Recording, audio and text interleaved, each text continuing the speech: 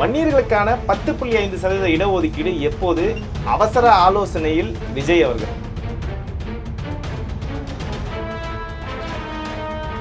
வன்னியர்களுக்கான 10.5% இடஒதுக்கீட்டை நாங்க வென்றே தீர்வுன்னு நேற்றைக்கு தான் அன்புமணி ராமதாஸ் அவர்கள் சூளுரிச்சிருந்தாரு.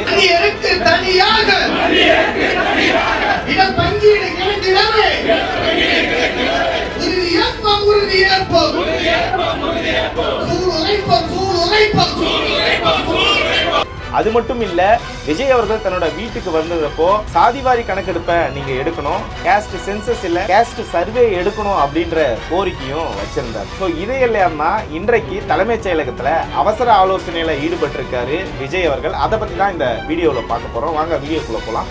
அதுக்கு முன்னாடி சப்ஸ்கிரைப் பண்ணாது இருந்தீங்கன்னா சப்ஸ்கிரைப் பண்ணுங்க, அப்பதான் நான் போற வீடியோ உங்களுக்கு உடனுக்குடனே வரும். அனைவருக்கும் வணக்கம். தமிழ்நாட்டில் 69% இடஒதுக்கீட்டுக்கு ஆபத்துன்னு தொடர்ந்து ஒரு குரல் ஒலித்து கொண்டு இருக்கு அப்படின்னா அது அன்புமணி ராமதாஸ் அவர்களுடைய குரல் தான். பல்வேறு அமைப்புகளையும் பல்வேறு கட்சிகளையும் கூட்டி வச்சு நீங்க சாதிவாரி கணக்கெடுப்பு எடுத்து ஒவ்வொரு சமூகத்துக்கும் உண்டான அந்த இடஒதுக்கீடை பங்கிட்டு கொடுக்கணும் அப்படின்னு சொல்லி தொடர்ந்து பேசினாரு அன்புமணி ராமதாஸ் அவர்கள்.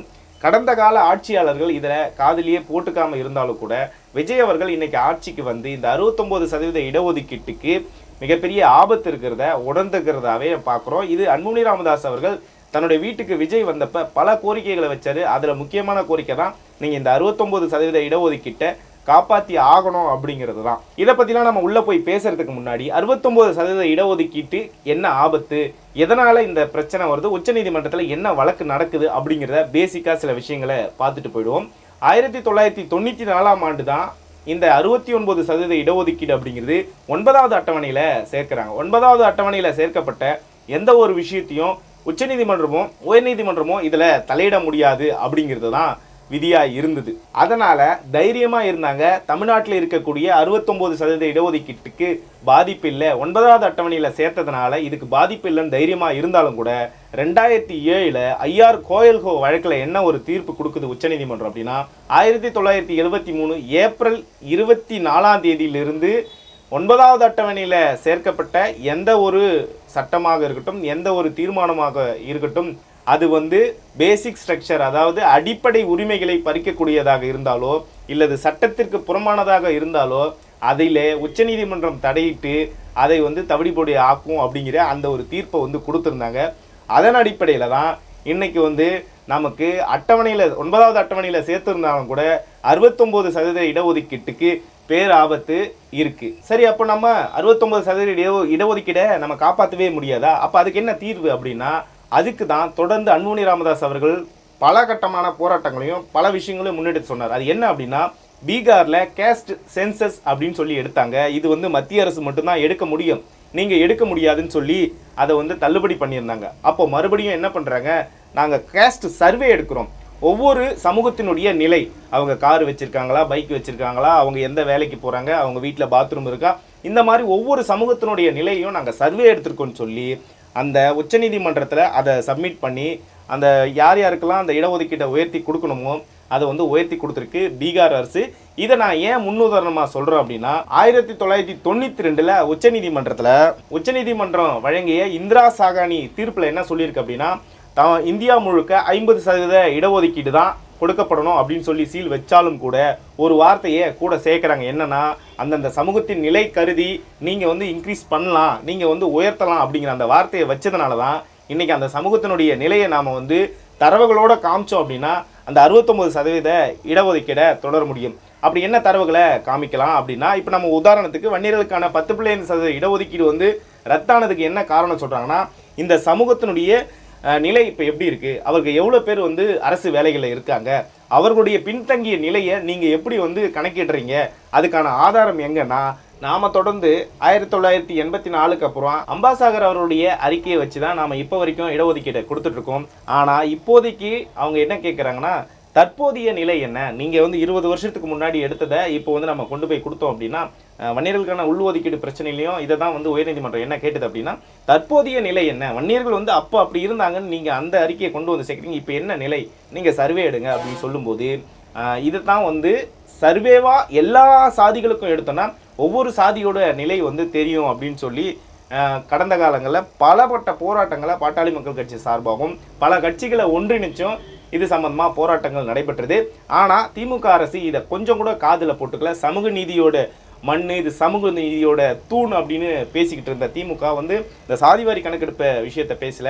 கூட்டணி கட்சியிலே இருந்த காங்கிரஸ் பக்கத்து மாநிலத்தெல்லாம் நீங்கள் ஏன் எடுக்கலன்னு கேட்டால் எங்களுக்கு அந்த அதிகாரம் இல்லை, கேஸ்ட் சென்சஸ் தான் உங்களுக்கு அதிகாரம் இல்லை, கேஸ்ட் சர்வேக்கு உங்களுக்கு வந்து அதிகாரம் இருக்குன்னு உச்சநீதிமன்றம் சொல்லியும் கூட இந்த திமுக அரசு இந்த மக்களை முட்டாளாகவே வச்சிருந்தது.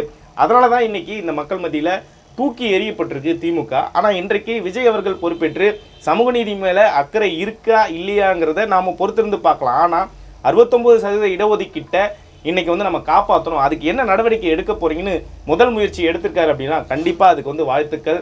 அதை வந்து நம்ம வரவேற்கிறோம். எல்லா சமூகத்துக்கும் அவங்கவுங்களுக்கு உண்டான அடிப்படை பெரியாருடைய கொள்கை என்ன, விகிதாச்சார அடிப்படையில் ஒவ்வொரு சமூகத்துக்கும் எந்த அளவுக்கு வந்து அவங்க பின்தங்கி இருக்காங்களோ அவர்களை வந்து எல்லாரும் ஈக்குவலைஸ் பண்ணணும், ஒரு எல்லாமே வந்து சமமாக்கணும். அப்படின்னா அவங்களுக்கு உண்டான இடப்பங்கீடு கொடுக்கப்படணுன்றதான் பெரியாருடைய சமூக நீதி கொள்கை. அந்த சமூக நீதி கொள்கையை தான் பாட்டாளி மக்கள் கட்சி ஏற்றுக்குது. பெரியார் வந்து கடவுள் மறுப்பு மற்ற பல விஷயங்கள் பேசியிருக்காரு, பெண்ணடிமைத்தனம், இந்த மாதிரி ஏகப்பட்ட விஷயங்களை பேசினாலும் கூட தங்களோட கொள்கை தலைவராக பாட்டாளி மக்கள் கட்சி பெரியாரை ஏற்றதுக்கு காரணம் முக்கியமாக வந்து விகிதாச்சார அடிப்படையில் ஒவ்வொரு சாதியினருக்கும் அந்த இடப்பங்கீடு போகணும் அப்படிங்கிறது தான். பாட்டாளி மக்கள் கட்சியோட உருவான வரலாறே வந்து பார்த்திங்கன்னா இந்த இடஒதுக்கீடை மையப்படுத்தி தான்.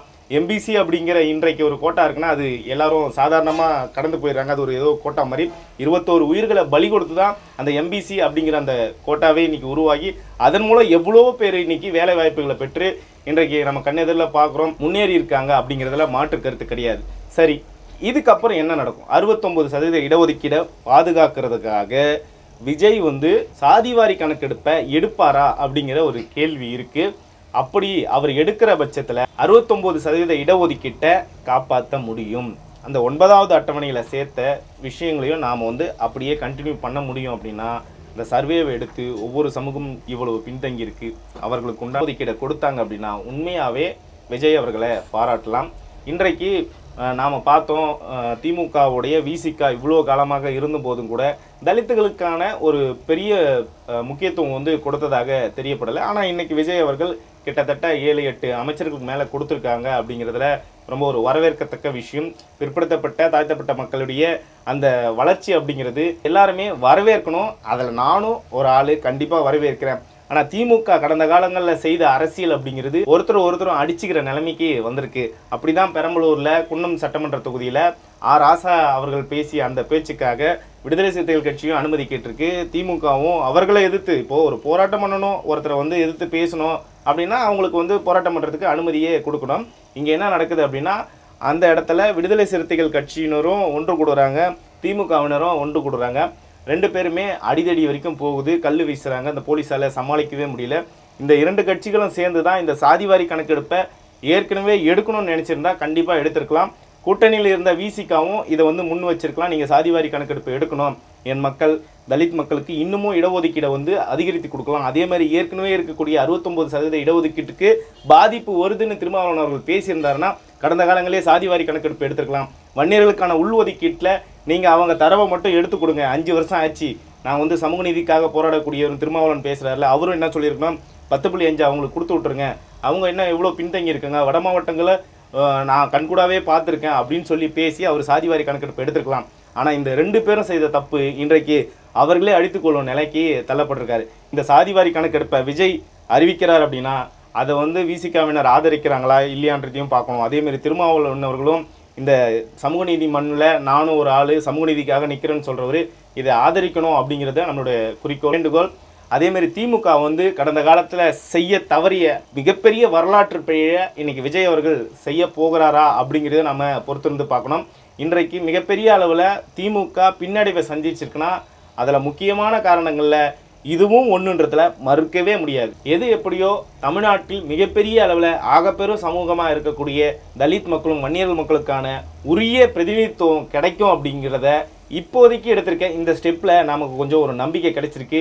ஆனால் இந்த நம்பிக்கை விஜய் அவர்கள் காப்பாற்றுவாரா அப்படிங்கிறதே ஒரு கேள்விக்குறி தான். இது ஒரு கண்துடைப்பு நாடகமாகவும் இருந்துடக்கூடாது.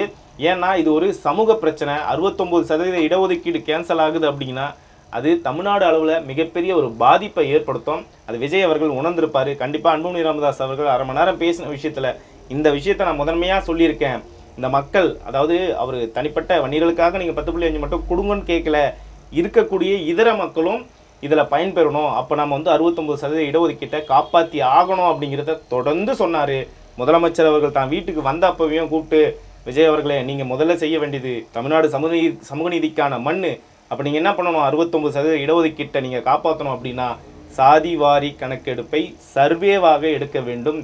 ஒவ்வொரு வீட்லேயும் என்ன நிலை இருக்குது, அவருடைய வாழ்வியல் எப்படி இருக்குது அப்படிங்கிறத நீங்கள் சர்வேவாக எடுத்து இடஒதுக்கீட்டை நீங்கள் நியாயப்படுத்தலாம்.